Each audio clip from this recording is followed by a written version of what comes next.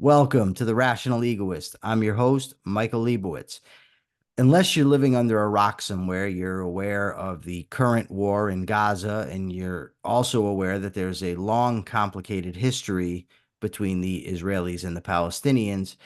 It's so complicated that it's very difficult to form an accurate picture of what's going on, despite the fact that I'm sure if you're on social media, you will see a lot of very convinced claims about what's going on in the history. And I'm trying to really sort this out for myself. So today we have a great guest to help us out. His name is Adi Schwartz. He's a research fellow at the Misgav Institute, a postdoctoral fellow at the Ben-Gurion Institute, and he's the author of The War of Return: How Western Indulgence of the Palestinian Dream Has Obstructed the Path to Peace. Welcome to the program. Thank you for having me. So obviously we're limited in time, so we can't cover the entire history going back to pre-Roman times. So I have to pick an arbitrary point. So I'm going to pick the point to begin with the Balfour Declaration. First of all, what was the Balfour Declaration, and what occurred in the area either known as Israel or Palestine between the Balfour Declaration and the Israeli Declaration of Statehood? So, first of all, I would like to make a general comment or a general argument. I don't know if it's going to ruin your podcast, but you said that it's It very won't. complex. It's very complex and complicated. I would actually like to make the argument that the conflict is very simple. Before I'm answering your specific question about Balfour, I actually think that the conflict and understanding it is quite simple, and I'll try to explain. You have two sides to this conflict. You have the Jewish side and you have the Arab side. The Jewish side, from the beginning, had one goal. This is the goal of Zionism, and that was to create a safe haven in the form of a sovereign state in the land of Israel. Okay, in Hebrew it's Be'eretz Israel, in the land of Israel. That was the purpose. The purpose was the Jews would no longer be minorities in all over the world, in Europe, in the Middle East, wherever they were, and instead to have their own state where they are the majority, where they can be the masters of their own fate.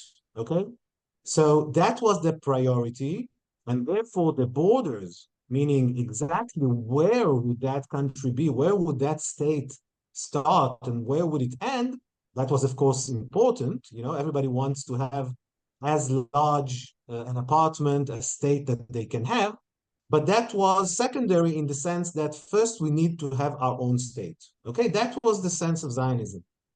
On the other hand, the Arab side, again, had one goal in this conflict, and this is to not let it happen.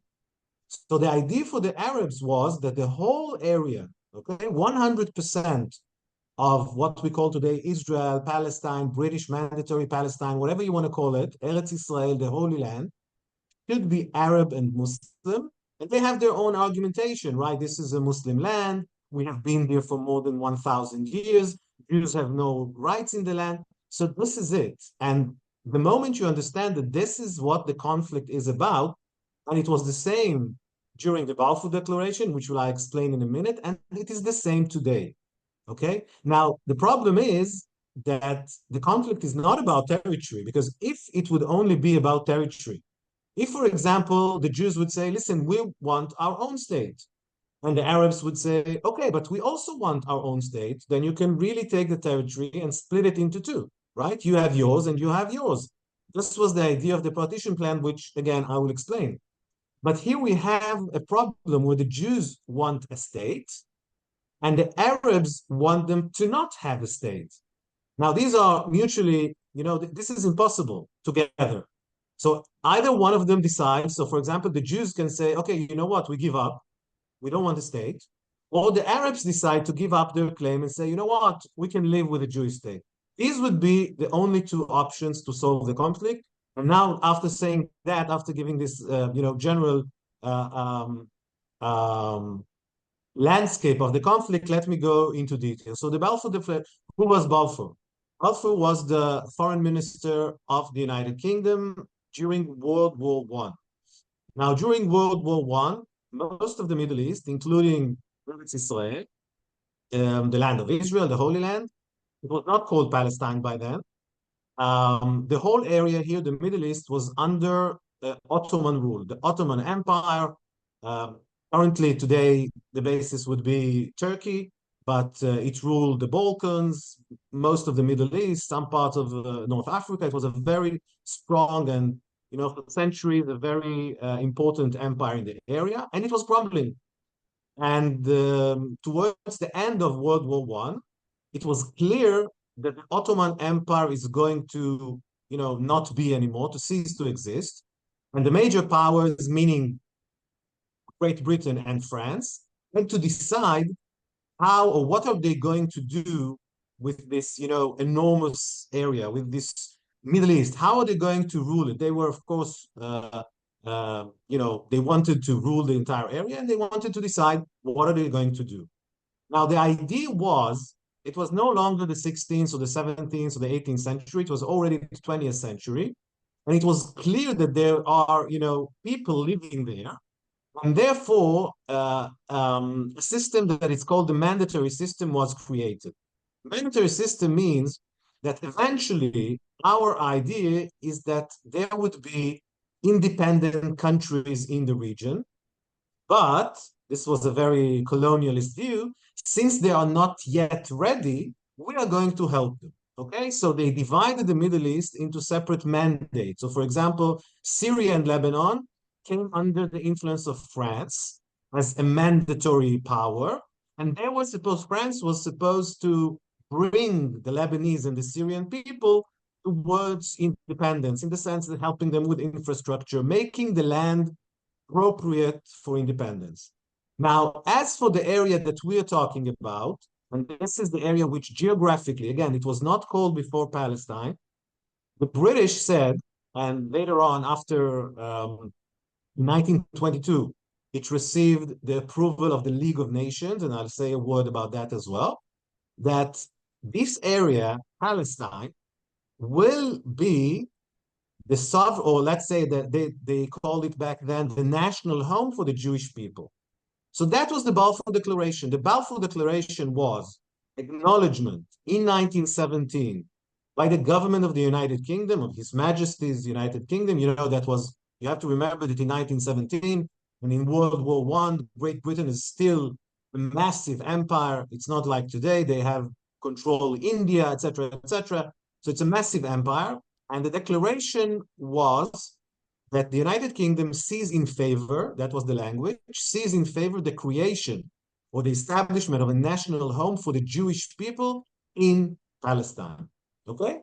Now, even more importantly, because that was only a decision of the United Kingdom government, but later on, in 1920 or 1922, the League of Nations, which was the predecessor of the United Nations, so the League of Nations was this, commonwealth of countries and states deciding matters of international relations. They put it into their constitution that this area, Palestine, is meant to be eventually a state for the Jews. So both the Balfour Declaration and the international law, if you want, international rule during the 20s and 30s, the entire point of the British rule of a mandatory Palestine was to make Israel, to make this area appropriate for the establishment of a Jewish state. A Jewish agency was established. This area was supposed to, be able to absorb Jewish immigration from Europe, hundreds of thousands or millions of people that were supposed to come. And that's the entire idea. The whole reason why Britain accepted or actually was mandated, was given this area, was because they promised to make it into a Jewish state. So, by the way, they had a mandate over Iraq. And indeed, in 1932, Iraq became independent. So the whole idea of a mandatory system was to take these areas and to prepare them, again, in terms of infrastructure, governance, institutions, et cetera, to help the local people, to help the people having their own establishment. Now, what it means, in actuality, it means that between 1917, or actually 1918, because the British, the Balfour Declaration was even before the British occupied the area. So they put out this declaration even before. So from the beginning of the 20s, let's say, to until 1948, Britain was the ruler of this area. Jews could do nothing. They weren't the rulers. They didn't have an army. They didn't have the police. It was Great Britain. So everything they were the government was a British government. There was a high commissioner, a British high commissioner. And the purpose of that period was again to move towards, to prepare everything for nationhood. Now, the Jews did exactly that. That was the period when they started building kibbutzim and they started building hospitals. Jews started coming from all over the world, mainly from Russia, Poland, but also from countries in the Middle East. In the 30s, people fleeing Nazi Germany, I mean, Jews fleeing Nazi Germany, Jews fleeing anti-Semitism in Europe came in the tens of thousands, perhaps even hundreds of thousands, and built Tel Aviv, for example, was a city that was built in that period, or at least flourished. So the period of what you call mandatory Palestine is a period of about 30 years, more or less, where Jews made the preparations to become a nation. Okay, now when you say mandatory Palestine, part of this area, if I'm correct, if I'm not, then just tell me. But from what I understand, historical Israel, or maybe biblical Israel, I don't know, but Israel, a large swath of that became what is known as Jordan, right? Like it didn't. What I was taught was that 80% of the land went to Jordan. Then the remaining 20% was going to be divided between Jews and Palestinian Arabs. Now, I guess it was 54% would go to the Jews and 46% to the Arabs, or something along those lines. But basically 80% of the land went to Arabs. Is that accurate, or anywhere near accurate? Okay, so let's make it clear. So the British received a huge swath of land from the Mediterranean to the Persian Gulf. If you have the map in your head, in today's terms, it would be Israel, Jordan, and Iraq. Because what was important for the British was the way to India. Okay, so they needed everything on the way. But if you bear in mind that most of that area is desert, okay, most of Jordan is desert. So what you're saying is true. What you're saying is basically when they said Palestine, now you have to understand, Palestine was never really, nobody knew exactly where was Palestine. As you were saying, so what are we talking about? Is it in the days of Solomon? Is it in the days of the Hasmonean? Is it in the times of the Roman Empire province? Each of these is different borders, okay? And by the 19th and 20th century, there was simply Turkish Ottoman, kind of a province, but again, with different borders. So you were right to say that initially, around 1918, during World War I, the British mandate of Palestine is actually what is today Israel, plus what they call the Palestinian territories, meaning the West Bank, plus the Kingdom of Jordan.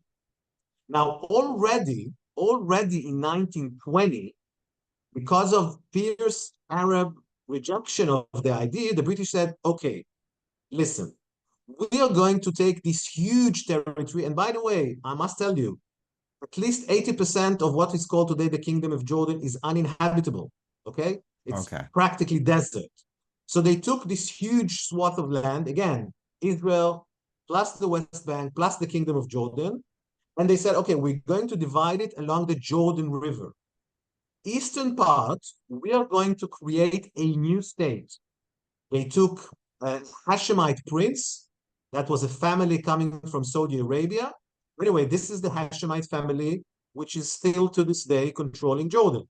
They established, in the beginning, it was called Trans-Jordan because it was just supposed to be, the other side of the Jordan River. But with time, it became the Kingdom of Jordan. The British wanted it as kind of a buffer country, uninhabitable. It would be like a very nice British base. There would be a very strong British influence. And now Palestine is only the western side of the Jordan. Okay? So this is 1920. As you're saying, about 80%, because the Kingdom of Jordan is much larger than Israel. That is, if you want, the first partition. Okay? Okay. Now, what you're talking about, the second partition of 1947, was the partition of the western side of Palestine. So the western side or west of the Jordan River. And you're correct to say that it was supposed to be something like 55% for the Jews. Now we're talking about the 1947 partition plan in the United Nations, okay? Because, as we know, the first partition didn't solve the problem. There were many Arabs still residing in the western side, okay, west of the Jordan River. We continue to have problems. By the end of the 40s, the British no longer wanted to control Palestine. If you want, I can explain why. They were too tired. That was after World War II. They said, okay, we had enough. We don't know what to do with this. They still kind of control, not exactly control, but they were in very good terms with the Kingdom of Jordan, which was very, the king and the royal family to this day are very Western, they have a Western inclination to this day, but that's okay. You don't have problems there. The problem was always with what was this is already now Palestine, okay? Only the Western side. They go to the United Nations, they say, we're tired, we can't solve this problem. By the way, Ernest Bevin, which was the foreign minister, and he was very much not in favor of Zionism, and some people even say that he wasn't a big friend of the Jewish people. He said it already in the 40s. He said, the problem is that the Jews' higher priority is to create or to establish their own state. The highest priority for the Arabs is for the Jews not to have their own state. Okay, so partition would not be a solution, but nobody listened. And people thought that, people believe that the Arabs only want to have their own state. And that is the partition plan of 1947. They took about 55% and gave it to the Jews, or at least, offered it to the Jews, and 45% of Palestine offered it to the Arabs. Now, we know that the Jews accepted it, again, because their purpose was first and foremost to have their own state. The Arabs rejected it, not surprisingly, because for them, a Jewish state is unacceptable no matter what the borders are. Okay, so so I try to explain the first partition of 1920 and then the second suggestion, because the first partition actually happened, the second partition not really, because the Arabs rejected the proposal. Okay, so between the Balfour Declaration and what you call the second partition, there was conflict between Jews and Arabs and the Palestinian territory. Were Jews kicking Arabs out of their homes? Were they committing atrocities against them? And if so, was it on a grand scale? Were these isolated incidents? What was going on in that period? Okay, the short answer is that absolutely not. And the foremost reason is that Jews are not in control. Jews are not the sovereign. In this, you don't have an army. You can't force anyone to go anywhere because you're not, you don't set the rules. You don't have an army. You don't have a police. So the answer is no. But let me explain. As you just mentioned, when Jews started coming to Palestine, because that was the entire idea of the Balfour Declaration, of the mandate, Jews wanted to start coming to Israel, to that area. Arabs from the beginning, the first time you have major, clashes is 1920, 1921. The Arabs understand, okay, what's going on is that the Jews are serious. They have an agreement with the British and with the League of Nations, and they would like to slowly, establish their own state here. They reject the idea. They say, we will not accept even one Jewish immigrant coming here. This was the most important problem is immigration, because they understand that as many Jews, the more Jews come to the state, to this area, they become a majority. And they rejected that. Now, in terms of what are you going to do? You have immigration is a problem, and another problem is the purchase of lands. Because if you want to, establish kibbutz, you need the land. But in this period, the only way the Jews could acquire new lands was not by eviction, but only through financial transactions. So you go to the person who owns the land, and in the Ottoman Empire, it was huge, very, very rich people who had very very big areas. So you could go to one person and buy the territory, which is now 5 cities. Okay, that was the way it was. You have to take into account that at that period you have less than 1 million people, or perhaps even 500,000 residents, Muslims plus Jews plus Christians. It is not an inhabited area very much. Okay, it's very very sparsely inhabited. There are people, but of course not as today. So the only way Jews could acquire land was by purchasing it. They couldn't evict anyone, they couldn't kick them out. And what you had is that there's a few moments, 1920, 1929, and then in 1936, massive events where Arabs attacked Jews on, again, this is the conflict. The Arabs understand that the Jews are planning and executing their plan to establish new cities. So every new immigrant for the Jews is a success. Every land that they're purchasing is a step toward establishment of their independence, okay, which is accepted by international community, etc., etc. And it is a step that the Arabs understand, okay, we are going to lose this war. So they attack, the Arabs attack again and again the Jews. The Jews on their side, in the beginning, they're helpless. They hope that the British will help them, and the British, as in many other cases around the world, are doing nothing. And when the 30s and even the end of the 30s, Jews start to, organize their own self-defense. If you heard about Haganah and later Palmyra, kinds of these small units, actually protecting the Jews, protecting the lives of the Jews. But in this period, there are no atrocities, certainly nothing that people are talking about. Everything had to be legal because Jews were not controlling the land. They could only buy lands through money. They had to raise money, and they did, I can tell you that nowadays we know, because documents have been opened, but the only reason that the Jews didn't purchase more land was lack of funds on the side, on the Jewish side. Arabs were willing to sell much more. Arabs, they were called effendis, like landlords, big landlords. Imagine, like, this is the beginning of the 20th century. It's not today. It's like imagine European, cavalry people. Like it's an old style system. They were willing to sell land much more than the Jews could purchase. Okay, so that was the issue. The Jews were trying to purchase lands to bring as much immigrants as they could and to build the country. In that sense, the Arabs attacked them, and the Jews were trying to defend themselves. Now, what about Deir Racine? What Okay, happened so there? now we are reaching the war itself. What happened, as you say, as we said before, 1947, the British said, we had enough. It's a headache. We're sorry. We're after 1945. Britain has just, finished a world war. We need to work on ourselves. We can't do it anymore.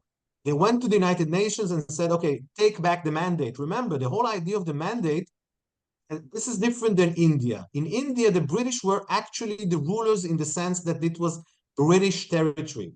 Palestine was never British territory. It was only given to them until the local, or until the independence would be possible. Remember? So basically, the British give back Palestine to the United Nations. Okay, United Nations have a, they have a committee. The committee, as we said, decided to partition the country. Now the Jews accepted. The Arabs do not accept it. They reject it, and they start a war. In the beginning of the war, it's a war of militias. It's like you could call it a civil war between the Jewish forces and those Arab militias. And what I'm saying here, Arab is like the Palestinian Arabs, because until the Israeli War of Independence has two main stages. The first stage is between November 47 and May 48. This is what you can call civil war. The British are still here, okay, and local Jews and Arabs fighting between themselves. 15th of May, the British leave. That's it. No more UK here. That is the day when David Ben-Gurion declares independence of the state of Israel. And from this moment on, you can talk about a new sovereign state of Israel. Now, at the same day, indeed, the Palestinian militias continue to fight. But what's even more important is that 5 Arab armies, and when I say Arab armies, I mean Egypt, Jordan, Syria, Lebanon, Iraq, I think even Saudi Arabia. So coming from outside, attacking Israel. Now, just you have to understand that the militias, as long as it was a civil war, the fighting was mainly, pistols, perhaps light artillery, but it was very local.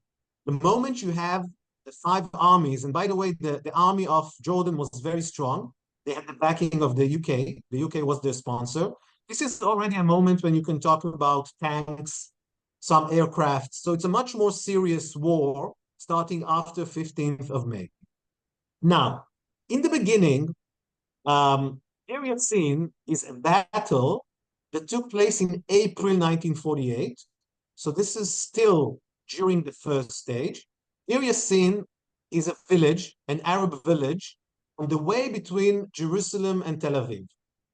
And this was one of the main roads where at least David Ben-Gurion thought that the side that will control Jerusalem will win the war. So this road between Tel Aviv and Jerusalem, I don't know if you ever been to Israel, but this is a major war. Okay, so this is a major road to this day, and half of it is going up the hill because Jerusalem is up the hill.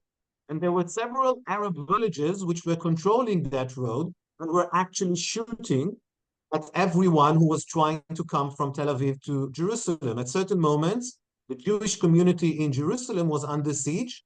They didn't even have water because you couldn't bring water up from Tel Aviv. You couldn't bring supplies, etc. So they were really very difficult time. Yassin is a village, is an Arab village from where Arab attackers used to either shoot at the road or shoot at other Jewish villages or areas. Now you have to understand something more. If you look at the landscape at the end of the 40s, you would see mixed Jewish and Arab villages. So you could go in a road, on your left side, you would see an Arab village. On the right side, you would see an Israeli kibbutz. So it's not separated, okay? But as it happens in many cases, when war broke out and where Jews were conquering an area, so of course, either the Arabs fled by themselves, or when you conquer them, you disperse them. And this is what happened in Deir Yassin. So what happened in Deir Yassin is that it was a battle. And at the end of the battle, the Jewish forces also killed how would you say that? Like people who were not unarmed, okay, civilians. The thing is this, that Arab propaganda took that event and made a huge thing out of it. They said, oh my God, this is what the Jews are doing. They made it much, much worse than what happened. Again, that was a war. This is how war, happened then. There were many cases where Arabs took unarmed civilian Jews and shot them and, mutilated them and did terrible things. So there was nothing special in that Deir Yassin event, then the propaganda that started afterwards. So just to be clear about it, there was a battle that day. Jewish soldiers wanted to conquer the village of Deir Yassin because it was a very important village on that road between Jerusalem and Tel Aviv. When they attacked the village, people from the village shot back at them. So there were like 12 or 15 hours of a battle. When the battle finished, there were indeed unarmed civilians, including women, including children, or perhaps elderly, who remained at the village. So they could have been hostages, and some of them were shot dead. This is what has been called the massacre of Deir Yassin. Again, this is something which, by the way, the numbers are, I think, in the tens or the dozens. Okay, that's the proportion. So again, this happened. Um, Arabs attacked Jewish villages. Arabs killed unarmed and civilian Jews. There was nothing special about that, unless, or actually, the Arab side, the Palestinian side, made a huge deal out of it. Actually, it was against their, interest, because many Arabs around the area were panicked. They said, "Oh my God, the Jews are going to rape us. They're going to kill us," and they fled. So Deir Yassin is actually very important because of what it did to the psyche of the Palestinian side. They were so obsessed with alleged Israeli Jewish atrocities that many of them fled. Now, I want to be very, very clear about the question of eviction or, who fled, etc. That's actually There where I were wanted to certain, go to next. And I just want to give you my understanding or my what I've been taught about this. There's basically two sides to this story. There's the idea that when the Arab countries declared war on Israel, they instructed the Arab population, the Palestinians, to leave their homes so as to avoid the battle. And they were told that once the Jews were driven into the sea, the Palestinians would be allowed to return home. Of course, that didn't happen. The Jews won the war against the five Arab countries. But then there's also the claim that the Jewish inhabitants or Jewish forces evicted the Palestinians, kicked them out of their homes, and that is the origin of the Exodus, or what the Arabs call the Nakba. So with that said, what do you say happened then? What occurred? okay, so actually both are true, but there's even one bigger issue which you didn't mention, as that is simply that people don't like to be at a war zone, so they flee. It is true, there was some people who were waiting to see, responding to those calls that you say Arab countries said, okay, just evict your country or evict your homes and we'll bring you back when we finish with the Jews. But apparently that wasn't the case for many people. That's a relatively small number.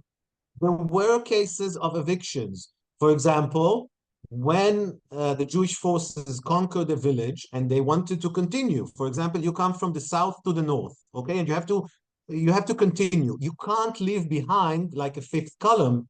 So you tell the people, okay, that's it. You're no longer going to be here. Go up to the north, okay, or whatever you want. There is another issue, and I think this is the, if not the majority, then a very large number, people simply flee war zones. When you start hearing shooting, when you start hearing above your head, if you have a family, and of course, people who have the means. So the richer people, they are the ones who fled first. By the way, some of them fled to Beirut, to Damascus, because they had homes there, they had means of transportation. Okay, so we know that at least 100,000 people leave the area even before the real war breaks out. Nothing of this is unique. This is exactly what's been happening in wars all around the world. The richer people, the ones who have transportation, the means to flee, they flee the first. There are some people who are waiting, perhaps everything will be all right. They see that not everything is all right, so they flee. And there are some people who remain in their houses, and some of them are kicked out of their houses because you conquer the area. Okay, so everything that you said altogether is true. The combination of all of it is true, and again, very typical, exactly what's happening in every other war. Okay, I'm going to jump way ahead now. And as I do that, I'm doing so because we have a limited amount of time. So I'm going to jump over the War of 56, the Six-Day War in 67, the Yom Kippur War, the first Camp David Accords, the first Intifada.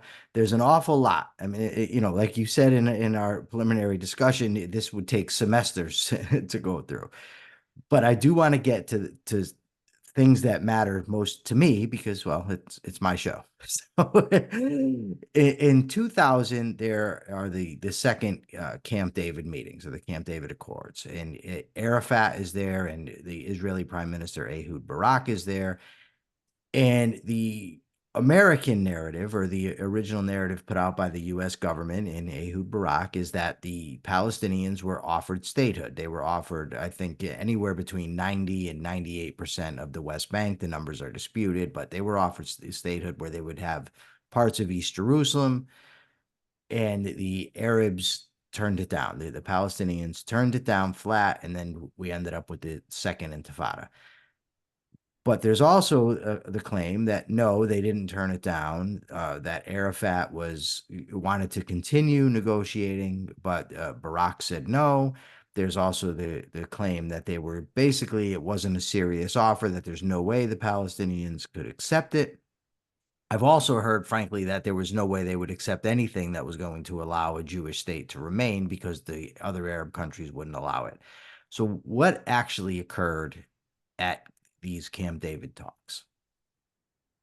Okay, so first of all, we need a little bit of an introduction and it will somehow connect 1948. I'll do it very quickly. Okay. The thing is this, as you said, the Arabs lost the 1948 war. The war, Yeah. Israel was declared. And this is the Nakba. People misunderstand, but the Nakba means the political event of the defeat, the tragedy or the catastrophe. Nakba is a catastrophe. The catastrophe in the Palestinian eye is the defeat. We were seven armies. We were so, so much stronger than the Jews, and still we lost. And, this piece of land that we imagined was ours, we lost it to the Jews. Okay, so this is the Nakba. And in the beginning, in the 40s, 50s, and 60s, as you said, the Palestinians and the Arabs were very clear this is unacceptable. The PLO, the Palestine Liberation Organization, was created in 1964, right? So the West Bank and the Gaza Strip came under Israeli control only after 1967. So in 1964, when you create a Palestine Liberation Organization, what Palestine are you trying to liberate? Of course, you're trying to liberate the entire area. Okay? You don't try to liberate the West Bank because Jordan controls that. You're trying to liberate where I live, right? The Tel Yeah. Aviv, Haifa, etc. And again, the 60s, the 70s, the 80s, the Palestinians were very clear. No Jewish state. We have to fight it with violence. And that was the position of most of the Arab world. Again, as you said, 1967, 1973. But then in the 80s, for various reasons, which I recommend reading my book and Einat Wilf's The War of Return, you will see everything there. But for various reasons, the PLO had no choice but to start speaking differently. Again, note that I'm saying speaking because they never changed their ideology that the entire land is theirs. But for various reasons, including the collapse of the Soviet Union, etc., I can't go into this. They started to be more diplomatic. They said, well, let's have an international conference. Let's have a political solution. Before that, they were never talking about political solution. If you look at their basic charter, the PLO charter from the 60s, they say we have to conquer the entire area, only violent means, etc. Now, in the 80s, in the end of the 80s and beginning of the 90s, they start talking about a political solution. Let's talk with the Israelis. They start mentioning Security Council resolutions. They start talking in the language of legitimacy, of international legitimacy. And here we reach the 1993 Oslo Accords, basically saying that both sides recognize each other. I will also say something about that because the recognition of the PLO was in the state of Israel, but not its nature as a nation state of the Jewish people. And the understanding was that the 1993 Oslo Accord was supposed to be an interim agreement for a period of 5 years, after which there will be an end of conflict agreement. And here we come to 2000, like 7 years after 93, but let's say that was the idea. So the American president, Bill Clinton, convened a conference in Camp David. This was according to the Oslo Accords because after 5 years, you were supposed to move from the interim agreement to the final status agreement. Now, as you just mentioned, Ehud Barak, who was the Israeli prime minister, indeed suggested, I think, 92% of the West Bank. There was some negotiations, eventually 92% of the West Bank and the whole of the Gaza Strip, dismantling all the settlements, and establishing a Palestinian, an Arab capital in East Jerusalem. And eventually, Arafat simply walks away. He does not give a positive answer. And I can only judge by, the autobiography of Bill Clinton, which was the mediator. And he later said he simply put out his parameters. That's to this day, it's called the Clinton parameters, saying just what I said.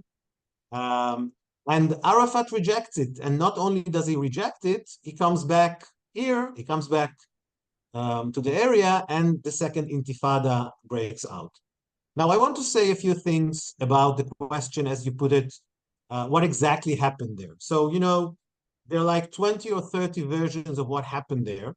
But at the end of the day, there is no discussion or there is no disagreement about the details. There's a disagreement perhaps about how to understand them.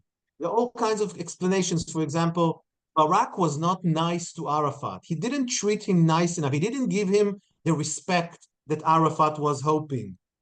In the dinner where they sat, Chelsea, which was the daughter of the Clintons, sat here or sat there, and I find it ridiculous. I mean, on the one hand, you're trying to tell me that you have Palestinian people with a Palestinian liberation movement wanting independence, and he cares about the question of who gave respect to whom. And by the way, why didn't he ever put forward a counter proposal? Okay, so he never put forward a counter proposal.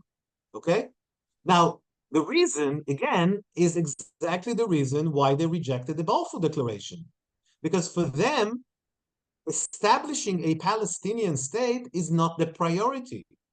If the price of establishing a Palestinian state means that the Jewish state remains, this is not what they want. This is simply not what they want. So of course they said no. At a certain moment, if you are a realistic, logical person, you have to put all the evidence in front of you and try to understand. Now, again and again, explaining apologetically, oh, you didn't give them enough, they didn't say this. No, I'm sorry, the easier explanation, and if you look at what they're saying, and there's a very important issue that we haven't started talking about yet, is the issue of the refugees. The issue of the refugees is those people who, as we said in the Nakba or in the 1948 war, were dispossessed, right? Who left their homes. Now, in 1948, there were, according to the United Nations, 700,000 people. Today, you have, according to UNRWA, which is the UN agency who's supposedly taking care of them, you have almost 6 million refugees. Now, the Palestinians, for the last 75 years, demand that these millions of people will have the option of returning to the state of Israel. Now, given the demographics, you know that Israel has something like 7 or 8 million Jews currently. We already have a minority of 1 or 2 million Arabs. If you add to them another 6 million Arabs, what you get, the result, is that Israel is no longer a Jewish state, in the sense that it's not a majority Jewish state. It can't be the nation state of the Jewish people if there are more Arabs than Jews, right? So, of course, Israel will never agree to that, okay? But the Arab side, the Palestinians, and this is true for Yasser Arafat, this is true for Mahmoud Abbas, the current leader. I'm not even talking about Hamas, who is not even playing the diplomatic game, okay? I'm talking about the PLO, the supposedly moderate Palestinian Authority. So they are still talking about what they call the right of return, that the refugees should return to the state of Israel. Now, this makes it clear that it's not about two states. It's not about actually having a Palestinian independence. but it's actually undoing or destroying the Jewish state. So they still want to control the entire area. And this is what why I'm saying that there was a change of rhetoric in the 80s and 90s. They started talking about political solution. They started talking about reaching an agreement with Israel, putting an end to the conflict. But substantially, they still haven't crossed the Rubicon, if you want.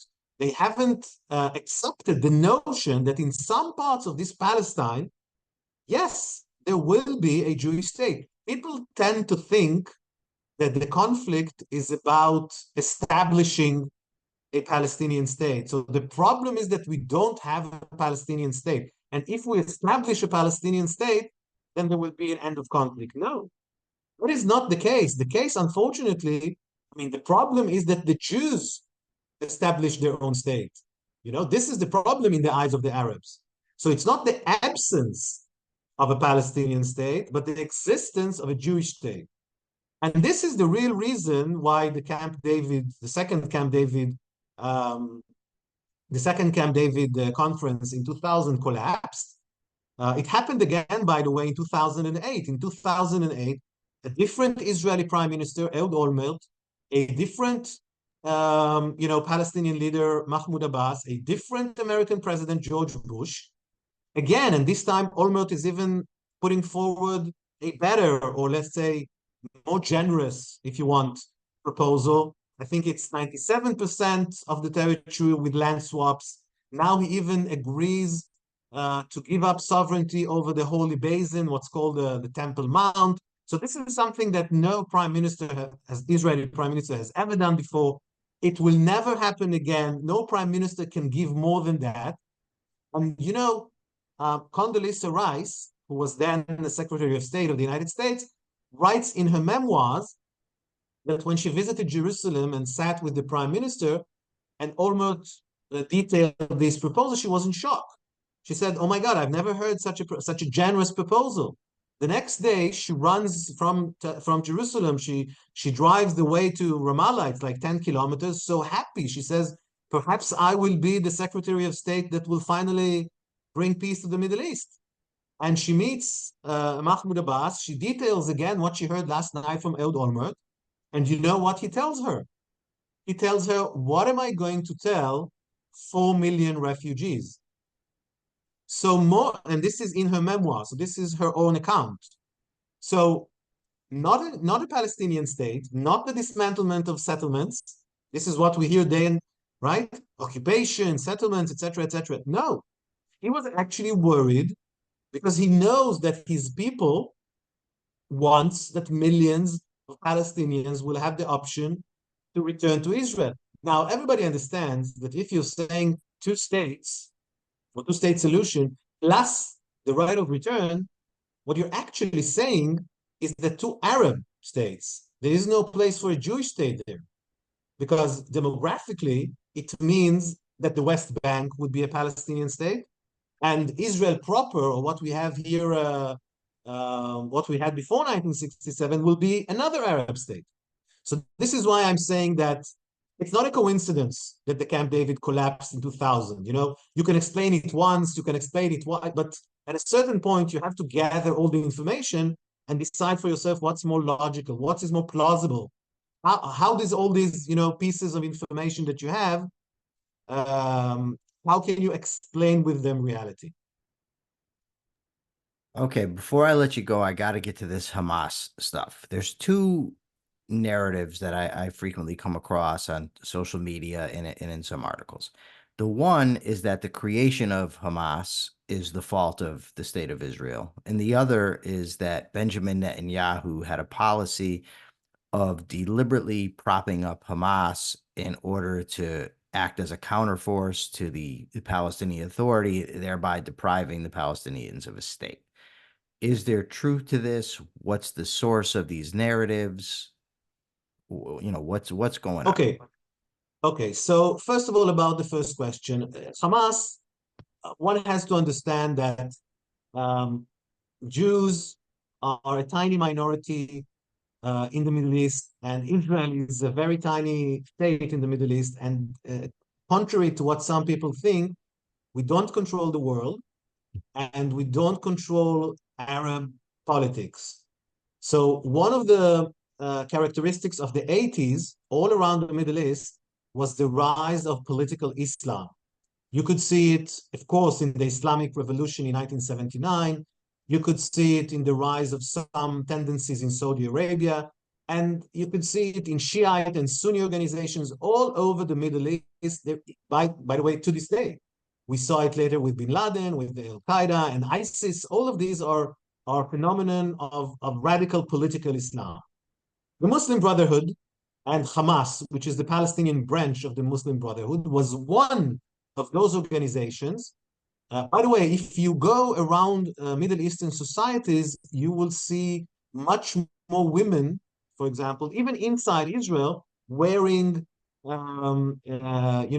face mask or face, I don't know how to call it exactly, much more than in the 80s. So there's a process of Islamization of these societies. So the overall phenomenon of the establishment and creation of strengthening of political Islam had nothing to do with the state of Israel. Okay? However, it would be true that in the beginning, in the 60s and the 70s, the strongest force in the Palestinian society was the nationalist secular. I mean, the word secular is different than in the Western world, but let's say nationalist secular PLO. And Israel, because it wanted to somehow challenge the control of the PLO, was playing with the idea that perhaps Hamas, as a more religious, perhaps more traditionalist organization, might help Israel in lessening or weakening the control of the PLO. So politically, yes, perhaps there were thoughts of trying to, undermine the control of the PLO. But to say that Israel created Hamas or that Israel invented Hamas would be simply untrue. Historically, again, the processes in the Middle East are much bigger and there are hundreds of millions of people here, Muslims, and they don't ask the government of the 5 million Jews what to do. Okay, this is the first point.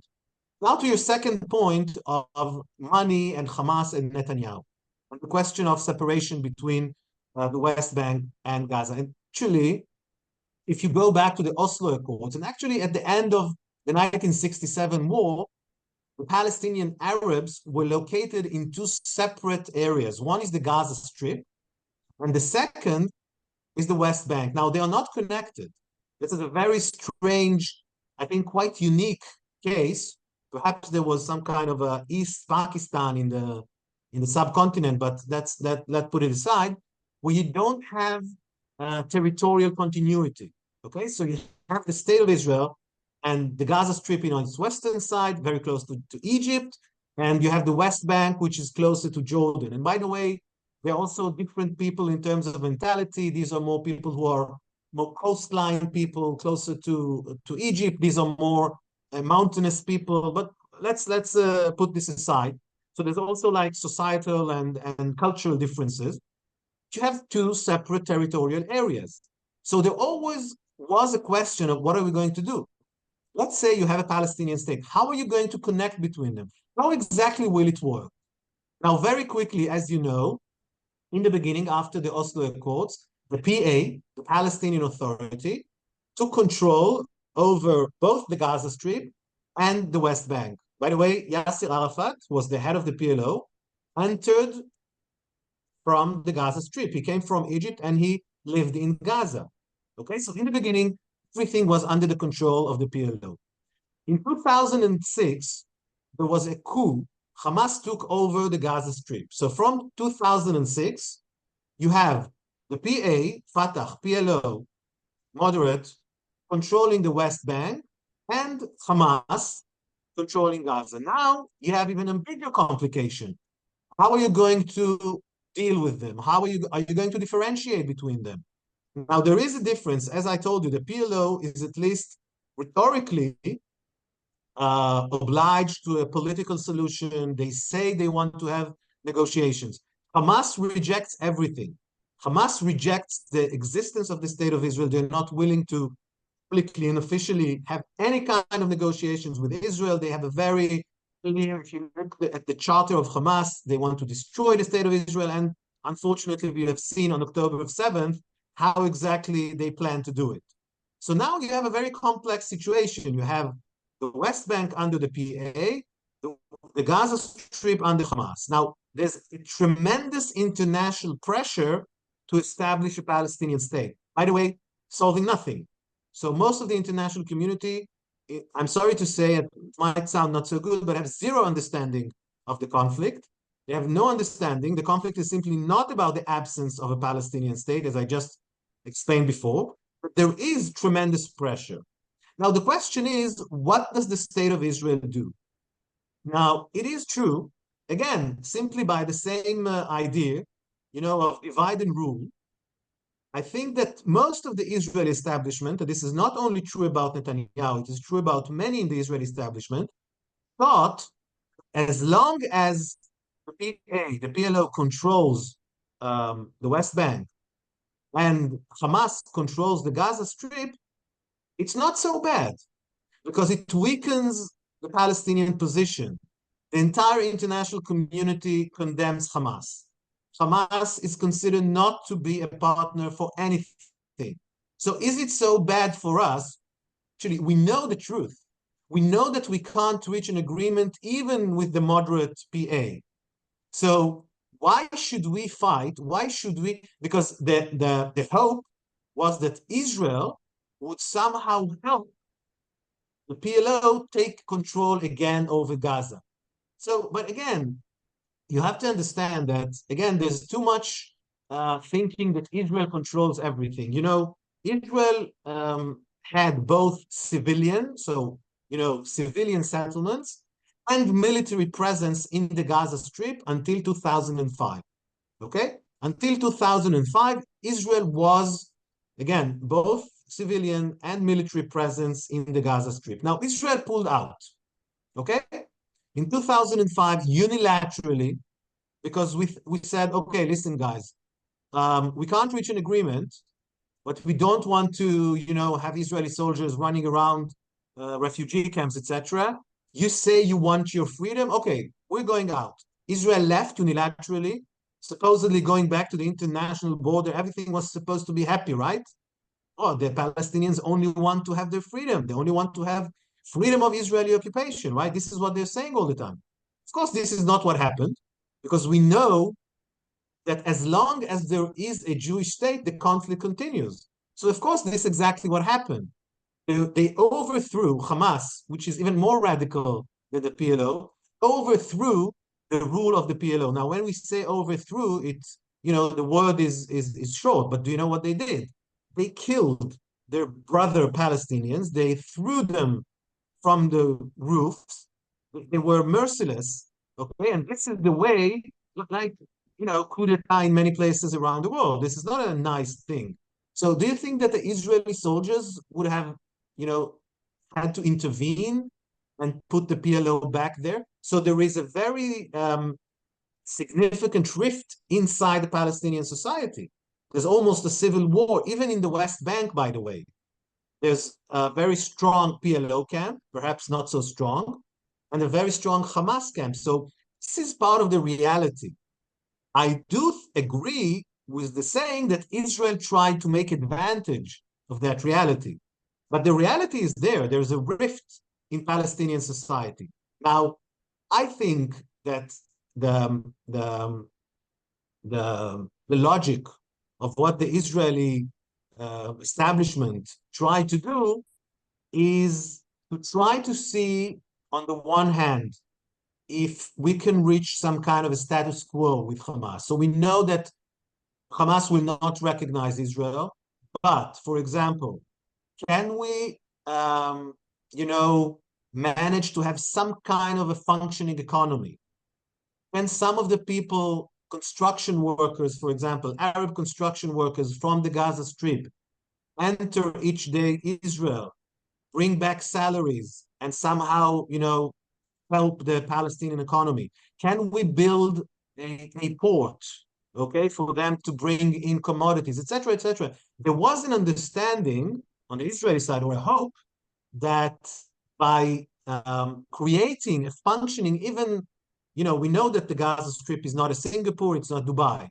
But if you create a semblance of a functioning economy, perhaps they will have some incentive, to have peaceful relations with Israel. What we saw, unfortunately, the 7th of October, is that even those workers who enter the state of Israel, supposedly bringing money, Israel is a much richer economy. So the salary that they earned in Israel, every day they brought in something which, could help them live a week or 2 weeks inside the Gaza Strip. But these people, some of them were the attackers and the ones who were entering and looting Israeli kibbutzim. So unfortunately, the ideology for them is much stronger than the economic incentives. So again, what I'm trying to wrap it up, I'm saying that there is a rift in Palestinian society between Hamas and Fatah. It is true that Israel, in certain moments from the 80s and 90s, and even today, is trying because because the Palestinian people still don't recognize our right to exist, is trying to take advantage of this. As long as the Palestinians are not united, everybody understands that they will not have their own. It's an obstacle for them. It's an impediment in their development. So Israel was trying to take advantage of that. If that is the reason for what we have, no. The reason, again, from the beginning, as I said, from the Balfour Declaration and even before, the conflict is not about that. Israel could have done, whatever it wanted. But the main problem is that as long as the Arab side, as long as the Palestinians do not accept the Jewish people's right to establish their own nation state, until that moment, we will not have an end for the conflict. So then would you say it's an accurate statement that the Qatari money that was funneled through Israel to Hamas was deliberately allowed by Netanyahu in order to keep the Palestinians from getting a state? Because that's the claim. No, I don't think so. I don't think that this would be accurate. I would say that Netanyahu allowed the funneling of money because in the absence of that money, we had more skirmishes and more wars. I want to remind you how the idea of funneling this money from Qatar even came into being in the first place. In the last 15 years, I think we had 5 or 6 what they call here circles of violence. All of a sudden, Hamas starts shooting missiles into Israeli civilian cities and kibbutzim. All the area, what happened in the 7th of October, but even cities like Beersheba, Ashkelon, Ashdod, etc. And then for a few days, a few weeks, we have a war. And that, Israel does not want to fight the Gaza Strip. We left the Gaza Strip. Israel said out loud, we don't have any interest. We don't want, live your own life. Leave us alone, okay? We only want peaceful relations with you. But they would attack us all the time. And each time they would say, oh, we need more money. We need more money because we're so poor. We don't have this, we don't have that. It is because of the blockade. They invented all kinds of excuses. And then the international community, with the agreement of the Israeli government, you know what? Take the Qatari money, have salaries, build your economy. And this happened every 2 or 3 years. I don't think that the idea of funneling the money was in order to listen. Nobody in the national community is speaking with Hamas. Hamas was not a legitimate. Nobody was dreaming. Not the United States, not the European Union, was dreaming of conducting any negotiations with Hamas for the last 15 years. So they weren't a player. They're a non-actor in terms. They're de facto they are because they control the territory, but they had no legitimacy. So the problem was never. Netanyahu didn't have to do anything in order to not create a Palestinian state in Gaza Strip. Nobody dreamt of recognizing Hamas. I think the main idea was to somehow placate or pacify the Gaza population and Hamas to buy peace with money. Okay, you're saying that you're very poor, you don't have enough, whatever, have money. Now, the problem is that Hamas took every dollar and built tunnels and bought missiles and did everything that we now see in the Gaza Strip. But I don't think, I think that to be more accurate, the rift between the PLO and Hamas and the fact that the PLO does not control the Gaza Strip, that fact, or the Israeli government took advantage of that. But to say that they funnel the money in order not to create a Palestinian state, no, I don't think so. Okay. Well, thank you very much, Adi Schwartz. It's been a wonderful discussion. Where can the people find you? So first of all, I recommend very much the book because what we did in 1 hour, you can find much more and footnotes and whatever. So, you know, through Amazon and Barnes and Noble, whatever, all your retailers, or it's online. There's also an audio version. So this is my first recommendation. And other than that, just Google my name, Adi Schwartz. You'll find I'm writing from time to time. I appear in the media. I give talks, speeches here in Israel and abroad. So just Google me, and I assume you'll find lectures and videos, etc. Okay. And what is the name of the book? The name of the book in English is The War of Return. Okay. Excellent. Thank you so much. For Thank now, you. this is the Rational Egoist signing out. I'm Michael Liebowitz. Until next time.